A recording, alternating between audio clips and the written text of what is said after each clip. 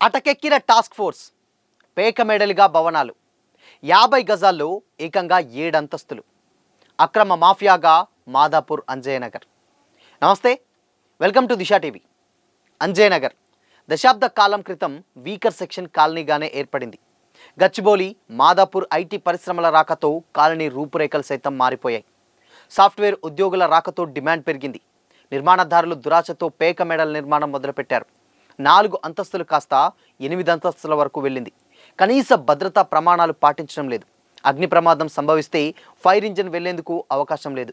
కొంతమంది నిరుపేదలు తమకున్నటువంటి 100-120 గజాల స్థలాలను బిల్డర్లకు అప్పగించి నీకు సగం నాకు సగం అన్న రీతిలో 50-60 గజాల్లో 7-8 అంతస్తుల నిర్మాణాలు ఊపందుకున్నాయి. బిల్డర్లు రోడ్లు ఆక్రమించడంతో పాటు మొదట అంతస్తు నుంచి పోట్కో పెంచి మరింత ముందుకు జరిపారు. స్థానిక ప్రజాప్రతినిధితో పాటు అధికారుల అండదండలు తోడుకావడంతో అడ్డు అదుపు లేకుండా పోయింది. అక్కడ 2 ఏళ్ల క్రితం ఇదే కాలనీలో భవనం కుప్పకూలిపోగా సమీపంలోని మరో భవనం పక్క కొరిగింది. నాసిరకం సామాగ్రితో సరైన ప్రమాణాలు పాటించకుండా నిర్మాణం చేపట్టడంతో ఈ పరిస్థితి ఏర్పడింది.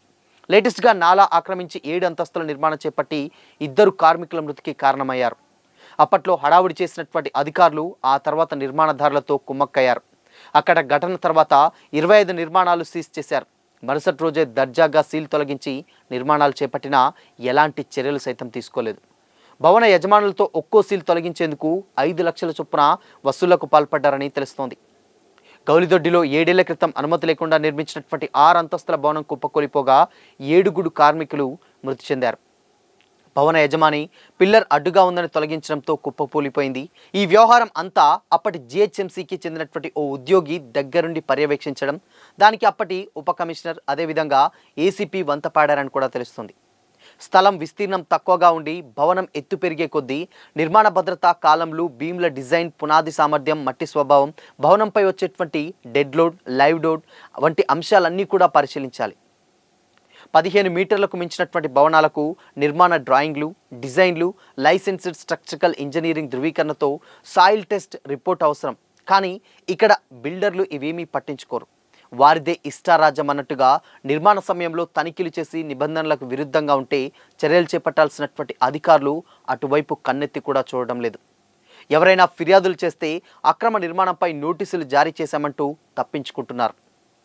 అనుమతి లేని నిర్మాణాలు, లేఅవుట్లు, డెవలప్మెంట్ కార్యక్రమాలను అరికట్టడంతో పాటు నిరంతరం పర్యవేక్షించడానికి ప్రభుత్వం నియమించినటువంటి స్పెషల్ టాస్క్ ఫోర్స్ టీమ్స్ పనిచేయడం లేదని తెలుస్తోంది. ఫలితంగా అక్రమ నిర్మాణాలు పుట్టగొడుగుల్లా పుట్టుకొస్తున్నాయి. అందుకు షేర్లింగంపల్లిలో జరిగినటువంటి సిద్దిక్ నగర్, అంజయ్యనగర్లో బిల్డింగ్ కూలినటువంటి ఘటనలే నిదర్శనం. ఇలాంటి ఘటనలు అనేకమున్నాయి. క్యూర్ పరిధిలోని జిహెచ్ఎంసీ, సిఎంసీ, ఎంఎంసీ ఏరియాల్లో మున్సిపల్ అధికారులు పట్టించుకోవడం లేదనే విమర్శలు సైతం లేకపోలేదు. గతంలో ఉన్నటువంటి మున్సిపల్ కమిషనర్లు ప్రస్తుతం జోనల్ డిప్యూటీ కమిషనర్లు పట్టించుకోవడం లేదని బాధితులు వాపోతున్నారు. క్యూర్ పరిధిలోని జిహెచ్ఎంసీ, సిఎంసీ, ఎంఎంసీ కమిషనర్ ఆదేశాలను సైతం జోనల్ కమిషనర్లు, టౌన్ ప్లానింగ్ అధికారులు పట్టించుకోవడం లేదనేటువంటి ఆరోపణలు కూడా లేకపోలేదు. జోనల్ స్థాయిలో స్పెషల్ టాస్క్ ఫోర్స్ టీమ్స్ అక్రమ నిర్మాణాలను నియంత్రించడంతో పాటు వీటిపై call centre, mobile app, social మీడియాలో ఎలాంటి ఫిర్యాదులు వచ్చినా 3 రోజుల్లోనే పరిశీలించి చర్యలు తీసుకోవాలని నిబంధనలు పొందుపరిచారు. కానీ స్పెషల్ టాస్క్ ఫోర్స్ టీమ్స్ అందుకు విరుద్ధంగా పనిచేస్తున్నాయి. పైగా ఈ టీంలను జోనల్ కమిషనర్ ఆధ్వర్యంలోనే పనిచేయాలి.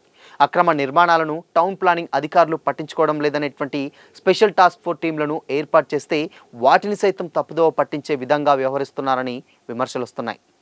Telangana state building permission approval and self certification system 2020 చట్టం ప్రకారం 26 నవంబర్ 2022న జోనల్ కమిషనర్ నేతృత్వంలోని స్పెషల్ టాస్క్ ఫోర్స్ టీం ఏర్పాటు చేస్తూ అప్పటి జిహెచ్ఎంసీ కమిషనర్ లోకేష్ కుమార్ ఉత్తర్వులు జారీ చేశారు.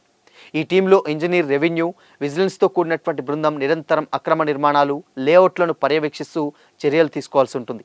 దీంతో పాటు జోనల్ స్థాయిలో నోడల్ ఆఫీసర్లుగా joint commissioner, deputy commissioner, assistant municipal commissioner వ్యవహరిస్తున్నారు. జోనల్ స్థాయిలో 2 ఎన్ఫోర్స్మెంట్ టీంలను ఏర్పాటు చేయాలి. ఈ టీంల పనితీరును 15 రోజులకు ఒకసారి జోనల్ కమిషనర్ స్థాయిలో ఉన్న ఎస్టీఎఫ్ సమీక్షించి చర్యలు తీసుకోవాలి. కానీ ఎక్కడ అమలు కావటం లేదు. అంజయ్యనగర్ లాంటి ప్రమాదకర భవనాలను కూల్చివేయడానికి సాయం కావాలని హైడ్రాను సిఎంసీ కమిషనర్ సృజన కోరారు.